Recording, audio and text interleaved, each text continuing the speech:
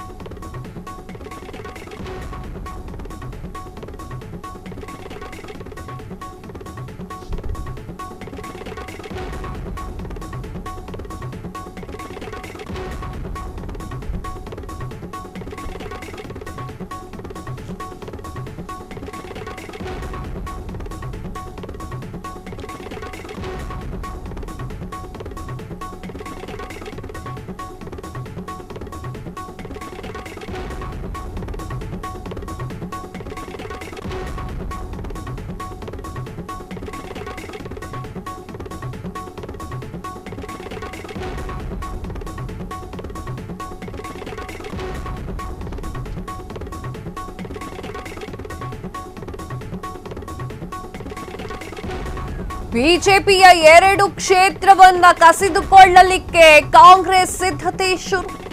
ವಿಪಕ್ಷ ನಾಯಕ ಆರ್ ಅಶೋಕ್ ರವಿ ಸುಬ್ರಹ್ಮಣ್ಯ ಕ್ಷೇತ್ರದಲ್ಲೇ ತಂತ್ರ. ಪದ್ಮನಾಭನಗರ ಬಸವನಗುಡಿ ವಿಧಾನಸಭಾ ಕ್ಷೇತ್ರದಲ್ಲಿ ಕಾಂಗ್ರೆಸ್ ತಂತ್ರ.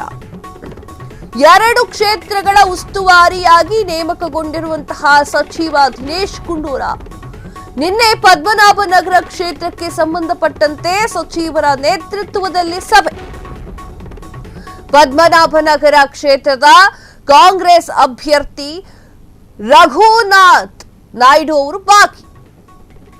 ಮಾಜಿ ಸಂಸದ ಎಲ್ಆರ್ ಶಿವರಾಮೇಗೌಡ ಬನಶಂಕರಿ ಬಸವನಗುಡಿ ಬ್ಲಾಕ್ ಕಾಂಗ್ರೆಸ್ನ ಅಧ್ಯಕ್ಷರು, ಗ್ಯಾರಂಟಿ ಯೋಜನೆ ಅನುಷ್ಠಾನ ಸಮಿತಿ ಅಧ್ಯಕ್ಷರು, ಮಾಜಿ ಬಿಬಿಎಂಪಿ ಸದಸ್ಯರು ಕೂಡ ಭಾಗವಹಿಸಿದ್ದಾರೆ.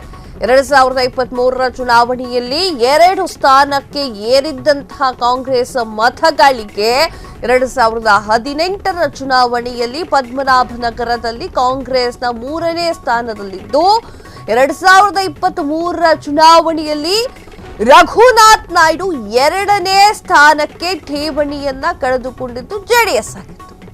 ಲೋಕಸಭಾ ಚುನಾವಣೆಯಲ್ಲಿ ಬನಶಂಕರಿ ವಾರ್ಡ್ನಲ್ಲಿ ಕಾಂಗ್ರೆಸ್ 15 ಮತಗಳ ಭಾರೀ ಗಳಿಕೆ. ಪದ್ಮನಾಭನಗರ ಕ್ಷೇತ್ರದ 8 ವಾರ್ಡ್ಗಳ ಪೈಕಿ 1ರಲ್ಲಷ್ಟೇ ಗೆದ್ದಿದ್ದಂತಹ ಕಾಂಗ್ರೆಸ್ 2ರಲ್ಲಿ ಗೆದ್ದಿದ್ದಂತಹ ಬಿಜೆಪಿ. ಶೀಘ್ರವೇ ಗ್ರೇಟರ್ ಬೆಂಗಳೂರು ಚುನಾವಣೆ ನಡೆಯಲಿರುವ ಹಿನ್ನೆಲೆ ಸ್ಥಳೀಯ ಸಂಸ್ಥೆಯ ಚುನಾವಣೆ, ವಿಧಾನಸಭಾ ಚುನಾವಣೆಗೆ ಈಗಿನಿಂದಲೇ ಕಾಂಗ್ರೆಸ್ ಸಿದ್ಧತೆಯನ್ನ ನಡೆಸಿದೆ. ಕಾಂಗ್ರೆಸ್ ಎಷ್ಟೇ ಜಗಳ ಆಡಿಕೊಂಡ್ರು, ಎಷ್ಟೇ ಬೈದಾಡಿಕೊಂಡ್ರು, ಎಷ್ಟೇ ಒಳಜಗಳವನ್ನ ಮಾಡಿಕೊಂಡ್ರು ಕೂಡ, ಬೀದಿರಂಪಾಟವನ್ನ ಮಾಡಿಕೊಂಡ್ರು ಕೂಡ ಏನೇನು ಪ್ಲಾನ್ ಮಾಡ್ಕೊಳ್ಬೇಕು ಮುಂದಿನ ಎಲೆಕ್ಷನ್ಗೆ ಅವೆಲ್ಲ ಪ್ಲಾನ್ಗಳನ್ನು ಕೂಡ ರೆಡಿ ಮಾಡ್ಕೊಂಡು ಕೂತ್ಕೊಳ್ಳುತ್ತೆ.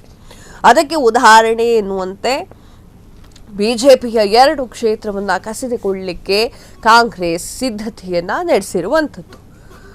ವಿಪಕ್ಷ ನಾಯಕ ಆರ್ ಅಶೋಕ್ ಅವರ ಕ್ಷೇತ್ರ ರವಿ ಸುಬ್ರಹ್ಮಣ್ಯ ಕ್ಷೇತ್ರದಿಂದಲೇ ತಮ್ಮ ಹೊಸ ತಂತ್ರವನ್ನ ರೂಪಿಸಲಿಕ್ಕೆ ಹೊರಟಿರುವಂತಹ ಕಾಂಗ್ರೆಸ್ ಪದ್ಮನಾಭನಗರ ಬಸವನಗುಡಿ ವಿಧಾನಸಭಾ ಕ್ಷೇತ್ರದಲ್ಲಿ ಕಾಂಗ್ರೆಸ್ ತನ್ನ ತಂತ್ರವನ್ನ ರೂಪಿಸ್ತಾ ಇದೆ.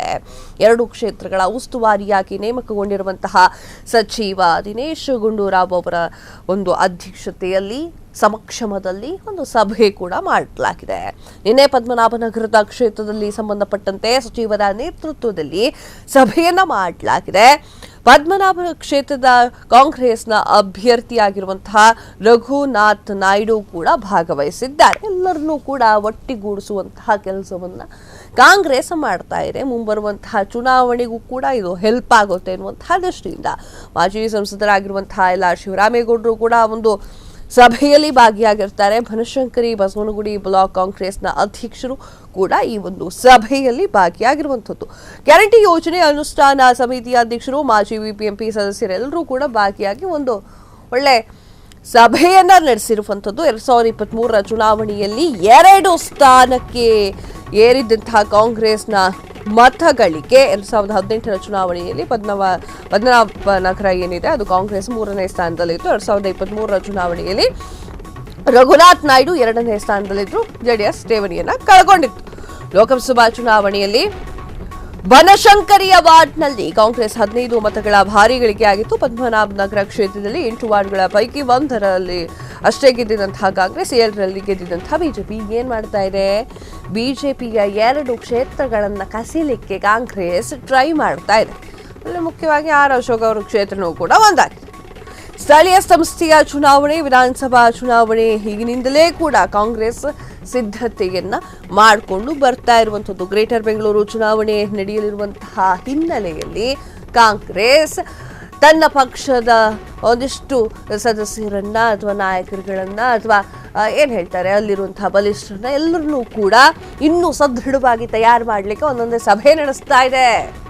ಕ್ಷಣ ಕ್ಷಣದ ಸುದ್ದಿಗಳಿಗಾಗಿ ಫ್ರೀಡಂ ಟಿವಿ ಸಬ್ಸ್ಕ್ರೈಬ್ ಮಾಡಿ, ಲೈಕ್ ಮಾಡಿ ಹಾಗೂ ಫಾಲೋ ಮಾಡಿ. ಹೊಸ ಸುದ್ದಿಗಳ ನೋಟಿಫಿಕೇಶನ್ಗಾಗಿ ಬೆಲ್ ಐಕಾನ್ ಮೇಲೆ ಕ್ಲಿಕ್ ಮಾಡಿ.